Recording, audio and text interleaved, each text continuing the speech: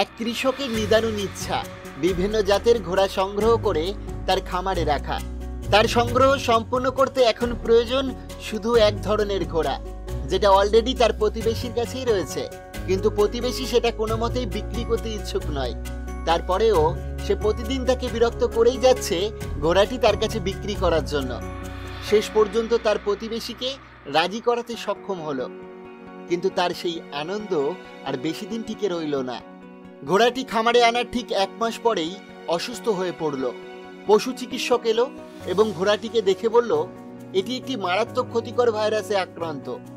সে কিছু ওষুধ লিখে দিয়ে বলল, এগুলো 3 দিন ধরে খাওয়াতে হবে। এর মধ্যে যদি সুস্থ না হয় তাহলে আর কিছু করা যাবে না। 3 দিন পর ঘোড়াটিকে মেরে ফেলতে হবে, না হলে তোমার খামারে অন্য ঘোড়াগুলোও সংক্রমিত হবে। ইতিমধ্যে ডাক্তার আর কৃষকের কথাগুলো একটি ছাগল আবার মনোযোগ দিয়ে শুনছিল।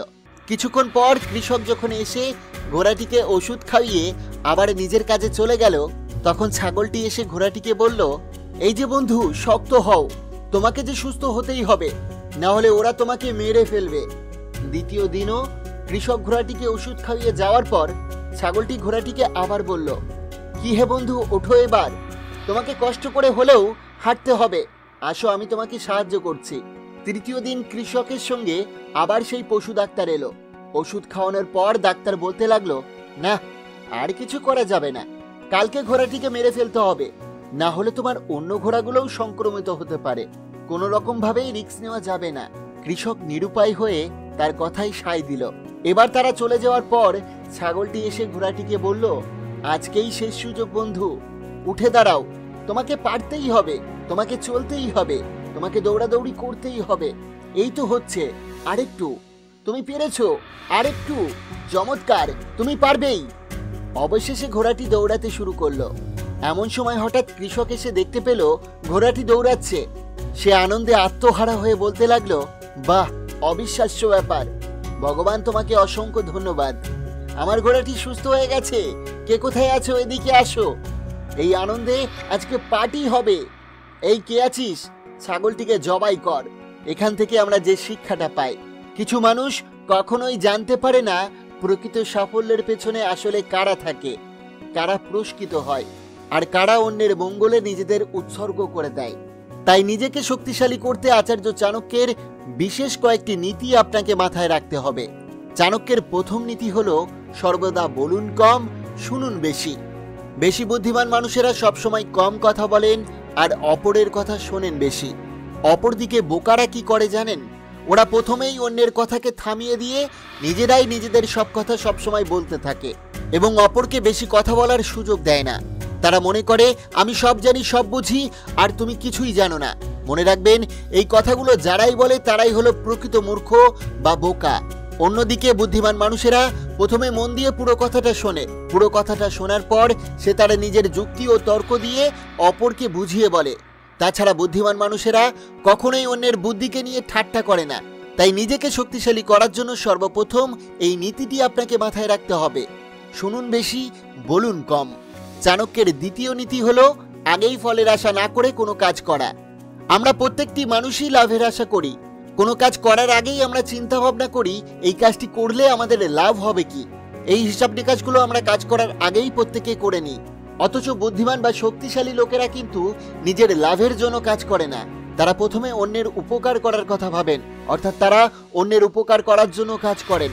আপনি একবার মনে চিন্তা করে দেখুন, যদি আপনি একজন ব্যবসায়ী হন তাহলে আপনার ক্রেতা অবশ্যই থাকবে।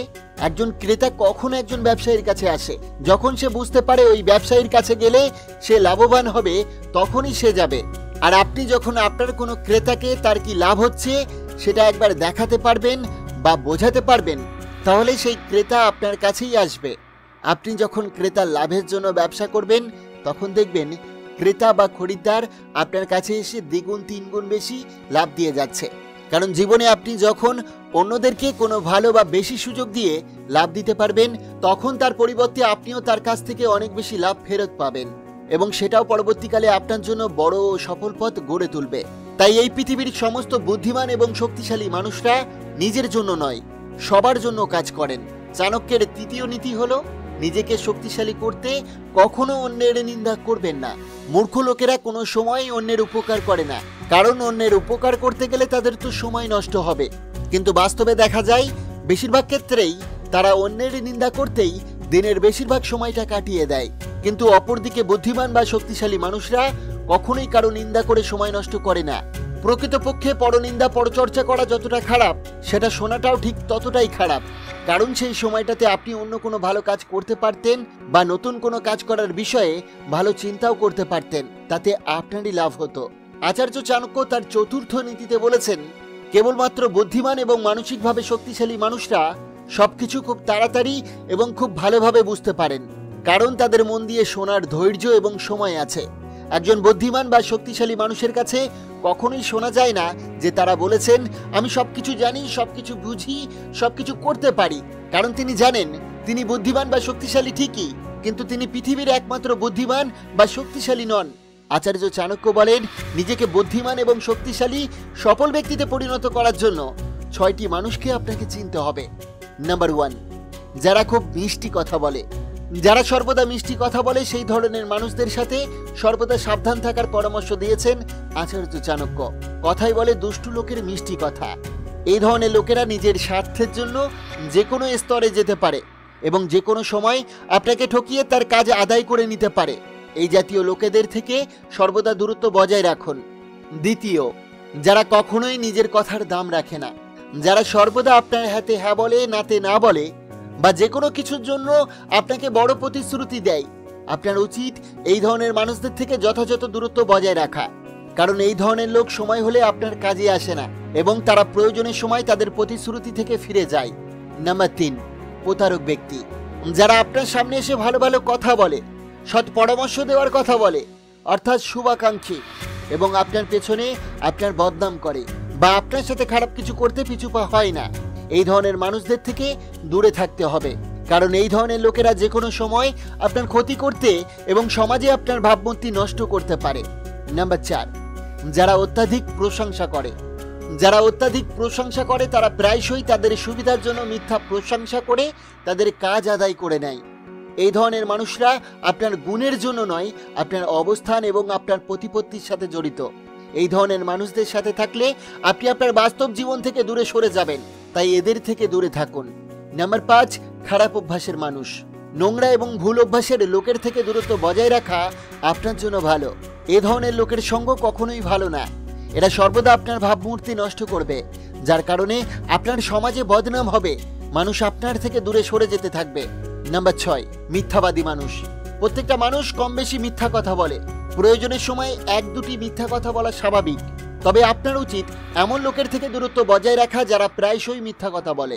এই ধরনের লোকেরা আপনাকে যে কোনো সময় বড় কোনো সমস্যায় ফেলতে পারে, এছাড়াও আপনাকে যে কোনো মানুষের সামনে বিব্রত করতে পারে। বন্ধুরা, চাণক্যের এই নীতি সম্পর্কিত ভিডিওটি দেখে অবশ্যই বুঝতে পারছেন আমরা আমাদের জীবনে কি কি ভুল করি। তাই যে ব্যক্তি নিজেকে চালাক আর অন্যদের বোকা ভাবে, তার থেকে বোকা এই পৃথিবীতে আর অন্য কেউ নেই। নিজেকে চরম শক্তিশালী করতে আচার্য চাণক্যের এই নীতিগুলি অবশ্যই মাথায় রাখতে হবে। ভিডিওটি ভালো লাগলে অবশ্যই একটি লাইক করবেন, কমেন্ট করবেন, প্রিয়জনের কাছে শেয়ার করতে ভুলবেন না। আপনাকে অসংখ্য ধন্যবাদ ভিডিওটি শেষ পর্যন্ত দেখার জন্য।